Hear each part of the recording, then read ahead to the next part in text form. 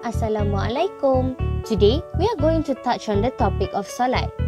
Salat is the ritual prayer of Muslims performed 5 times a day, and it is the second pillar of Islam.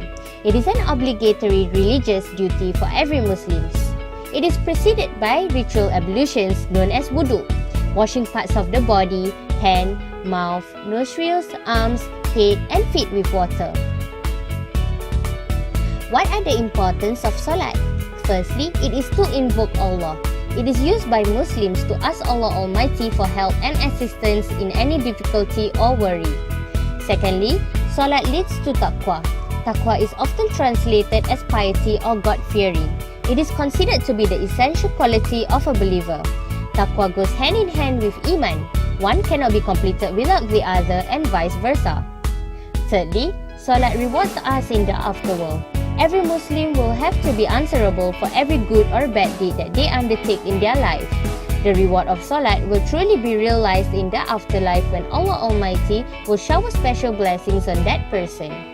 Lastly, it develops a relationship with Allah. Muslims pray to stay connected with Him so that their relationship grows stronger.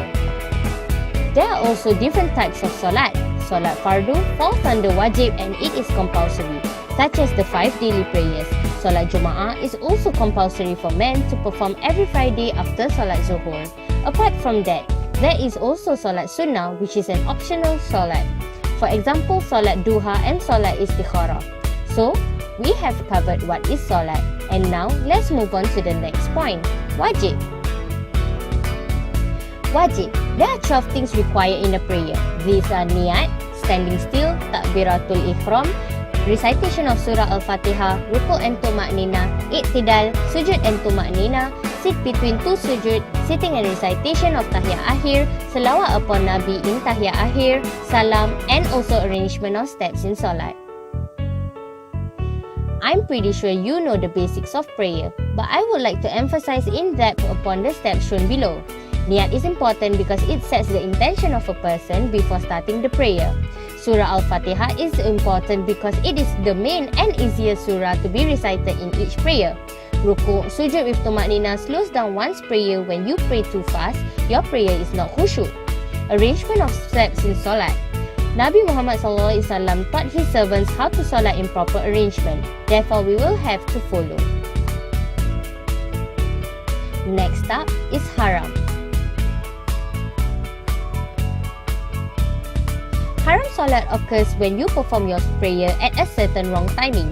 This timing are forbidden to do any prayers because the devil's horn is in between the sun. Syuruk, Zawal and Fadilat are haram timings. These are also minor actions that are considered haram.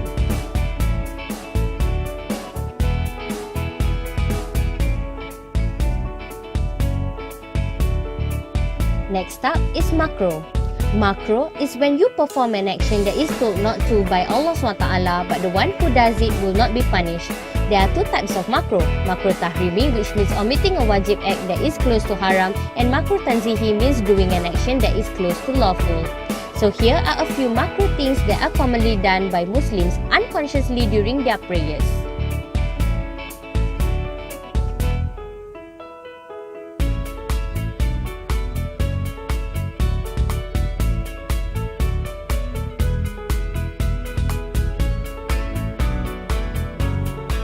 So, we have covered most of the points, but not to forget our last point, Sunnah. Sunnah, it is highly encouraged by our dearest Prophet Muhammad SAW. Prophet Muhammad SAW said, a house will be built in paradise for every Muslim who offers 12 raka'ah of Sunnah, optional prayer other than the obligatory prayer. Here's a few ways that you can achieve additional good deeds. Number 1, by adding 2 Sunnah raka'ahs before and or after your fardu prayers. Here is a table for your reference. Number 2, for the man going for regular Jum'ah prayers, one should perform Tahiyatul Masjid when he arrives at the mosque.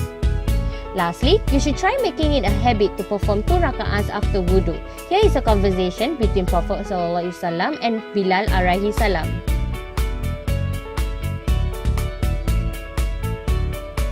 That is all for Salat. Thank you for watching and may Allah bless you in this holy month. Amin. Assalamualaikum. Today we are created using Powtoon.